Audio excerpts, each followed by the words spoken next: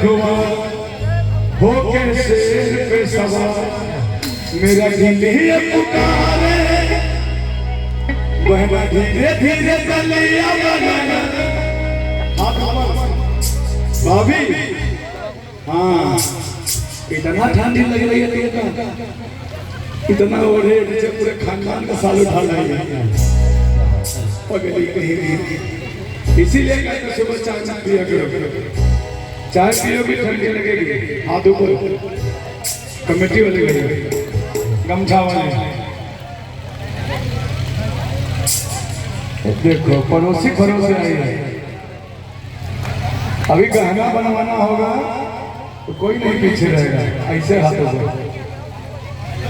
क्या बात है 12 उन्नों के लोगों कहना है आजा आजा